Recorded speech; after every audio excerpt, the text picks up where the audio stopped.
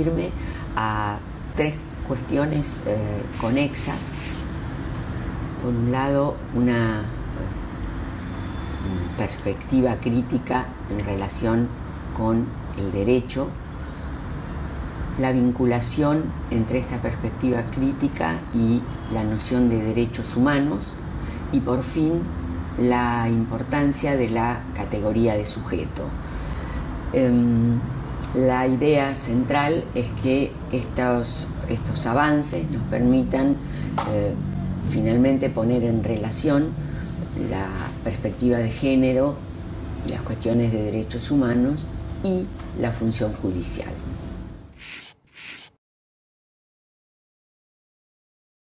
Es un conjunto de normas, sí, pero que integran una categoría más compleja, que es la de discurso. El derecho es una práctica que da sentido, una práctica significativa, que además tiene un efecto performativo, esto es, construye realidad, establece legitimidades e ilegitimidades, legalidad e ilegalidad, y estas dualidades que son propias del pensamiento jurídico se proyectan y generan similitudes y diferencias que se traducen en las conductas y en la valoración de las conductas y en las disputas por el sentido al interior de la vida social. Intentamos superar tanto la visión del positivismo como la del naturalismo. Ni el derecho está pensado solamente como un conjunto de normas que derivan su validez en términos lógicos unas de otras, ni tampoco la razón o Dios son la fuente del orden jurídico. Por fin, la otra cuestión que me importa señalar es que no puede pensarse el discurso del derecho sin el marco histórico en el cual el derecho se produce. Por lo tanto, no hay un derecho universalmente válido y atemporal. Los derechos, los discursos jurídicos se corresponden con momentos históricos, con formas de organización social, con el modo en que las relaciones de poder discurren entre los distintos actores sociales. Si partimos de esta idea a la que después voy a volver, entonces la cuestión de los derechos humanos debe entenderse también con una perspectiva social e histórica. Los derechos humanos son conquistas sociales, productos de luchas, de confrontación, de reclamos, de inclusión, que van a adquirir la categoría de tal, la de derechos humanos, a partir de la modernidad y prácticamente de la forma en que hoy los conocemos, y sobre todo en América Latina a lo largo del siglo XX. A veces suele pensarse que los derechos humanos y las garantías y libertades consagradas por las revoluciones burguesas del siglo XVIII son identificables. En algún sentido es posible establecer una cierta relación de contenido. Lo que no puede descuidarse es que las condiciones en las que se consagran y se reclaman estos derechos y estas libertades han ido transformándose en su contenido y en los sujetos que los invocan y dan pelea por su reconocimiento, han ido variando a través del tiempo. La historicidad es un dato importante. En segundo lugar, es un dato importante no limitar la conceptualización del derecho, esto me interesa volver a marcarlo, en una reducción puramente normativa. Los críticos no negamos que una parte importante del derecho son las normas, lo que decimos es que las normas solas no explican el lugar que el derecho ocupa en la vida social, y sobre todo a partir de la modernidad, cuando el derecho se convierte en el discurso del poder. Decir el discurso del poder no quiere decir que el derecho sea exclusivamente el discurso de los que tienen poder, porque las relaciones de poder tampoco son o están definitivamente establecidas. Por tanto, la pugna por ganar poder, la pugna por hegemonizar el sentido con el que se piensa desde el derecho, se refleja en que el derecho puede cumplir lo que nosotros llamamos un cierto papel paradojal. El derecho sirve para mantener las relaciones que existen en un momento dado, pero también sirven como una posibilidad de transformación y de cambio. Desde luego no producen, digamos, los cambios en el derecho no producen revoluciones sociales. Lo que ocurre es que el derecho tiene como discurso social un efecto performativo, como ya dije, y un papel simbólico muy significativo. Y este papel simbólico hace que cuando un derecho se incorpora a los textos jurídicos, entonces la posibilidad de que quienes no gozan de esos derechos puedan reclamarlos se convierte en un camino legítimo. Y desde este punto de vista, insisto, la relación entre derecho y poder es una relación pensada en términos, desde una concepción casi Foucaultiana del poder. Es decir, el derecho no es una cosa ni una institución, decía Foucault en un texto muy leído por todos nosotros, sino que es el lugar donde se expresan el estado de situación de las relaciones sociales en un tiempo y en un lugar determinados. Por tanto, cuando pensamos en los derechos humanos, tenemos que pensar básicamente en que la consagración, la positivización de los derechos humanos y fundamentalmente la positivización a nivel internacional en tratados y en convenciones han privilegiado esta categoría en todo proyecto político, ideológico, también jurídico, de ampliación y radicalización de los sistemas democráticos y de profundización de la inclusión de todos aquellos que, en tanto el derecho no los nombra, no existen en términos de sujeto. Hay una manera de empezar a introducirse en la cuestión de la subjetividad que pasa por la noción de interpelación. Cuando el derecho nos hace sujeto, y cuando nos hace sujeto, el modo en que esto ocurre es a través de que el derecho nos menciona. No nos menciona con nuestro nombre y apellido. El derecho nos menciona en la medida en que nuestras conductas, en la medida en que las relaciones de las que formamos parte son legitimadas por el discurso del derecho.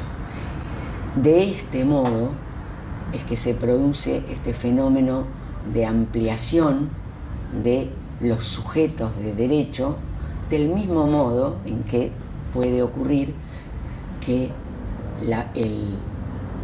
la omisión de ciertos grupos, de ciertos actores sociales, del discurso del derecho, implica una forma de la exclusión. Y esta forma de la exclusión tiene y vuelvo a la cuestión de la dimensión simbólica del discurso del derecho, tiene un efecto que va más allá de la disposición jurídica o del texto en el cual se produce ese silencio, porque ese silencio hace que las prácticas sociales cotidianas se vayan organizando de un modo tal en donde otros no son percibidos como otros respecto de los cuales nuestra propia condición de sujeto y nuestra identidad se constituye. El problema de la exclusión es, en los tiempos que vivimos, un problema que atañe al derecho y al discurso del derecho, pero también, desde luego, a los modelos que apreciamos o que deseamos respecto de las formas de organización social. En esta disputa de sentido de cuál es la sociedad que deseamos y cuáles son las reglas a partir de las cuales esa sociedad puede consolidarse, en ese espacio donde se construye sentido es donde, para la teoría crítica, radica la cuestión más importante de la que los juristas deben ocuparse. Y deben hacerlo saliendo de esa especie de jaula dorada de imaginar que con conocer los textos y repetir la literalidad de las palabras y de las proposiciones que los integran, estamos, digamos, consolidando el sentido de las reglas. Las reglas pueden tener múltiples sentidos, los textos tienen múltiples sentidos. Quien enuncia un texto, el autor de un texto, puede querer significar con lo que dice algo bien distinto de aquellos que leen el texto, entienden que se les dice. Por ejemplo, si uno piensa desde esta perspectiva, todos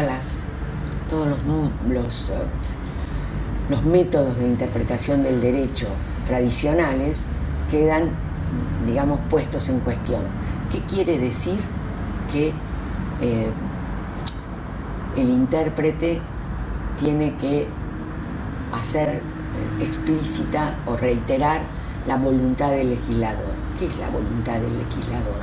Sino aquello que el intérprete dice que es la voluntad del legislador. Y desde luego que las interpretaciones son múltiples, como digo, y además las preferencias por unas interpretaciones respecto de otras dependen no ya del sentido que el diccionario da a ciertas palabras, sino de la perspectiva ideológica desde la cual se leen esos textos.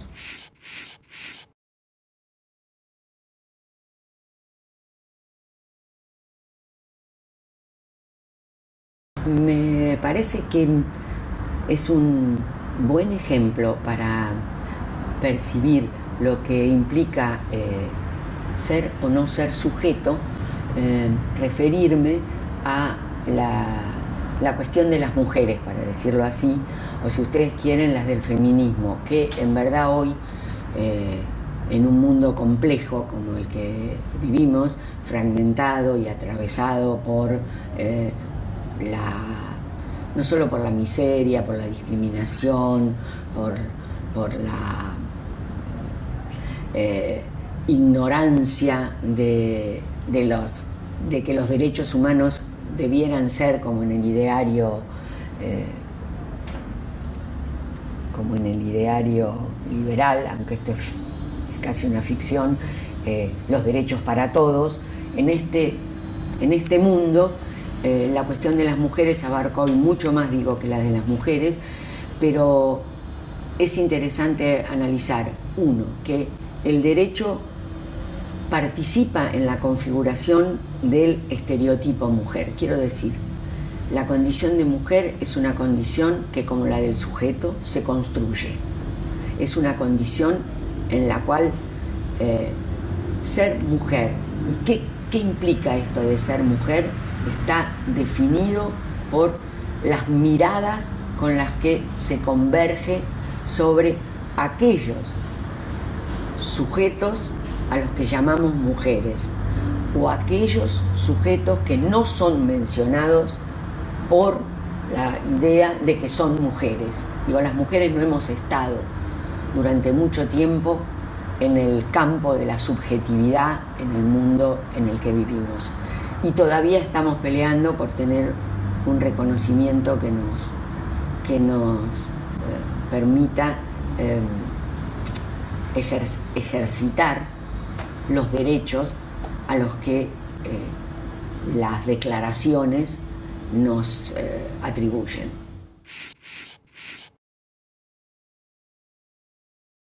Digo esto porque ser madre, ser buena madre, como decía el Código Civil, ser mujer honesta, son expresiones que se mantienen en los textos jurídicos, pero cuyo sentido, cuyos alcances cambian sustancialmente con los tiempos.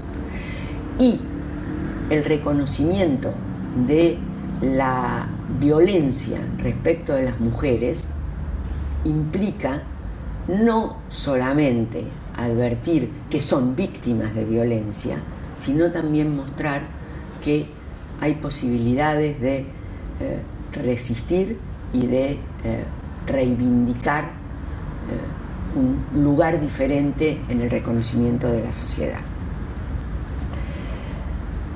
Si el derecho es un discurso, si el derecho siempre supone interpretación, si hay unos intérpretes paradigmáticos, al menos en el Estado moderno y en el Estado social de derecho, que somos los jueces, la pregunta es de qué manera pueden o deben los jueces cumplir la función que tienen y garantizar la efectivización de los derechos, el reconocimiento de que los derechos humanos no provienen de una cualidad natural de los individuos, sino de una construcción social que implica valores, tomas de posición política, ideológica, y que descubren y desnudan el lugar que por razones económicas y sociales cada uno o cada grupo ocupa en la vida social.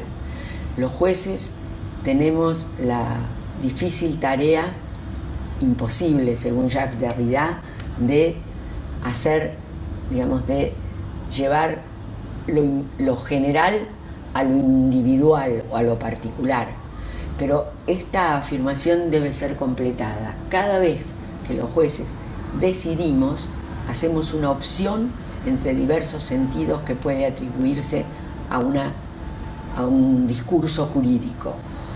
Y la sentencia es parte de ese discurso jurídico, y la sentencia, aun cuando resuelva una situación individual, es muchas veces un síntoma de un conflicto que trasciende al individuo, que es parte, y que es un dato de la complejidad del mundo social.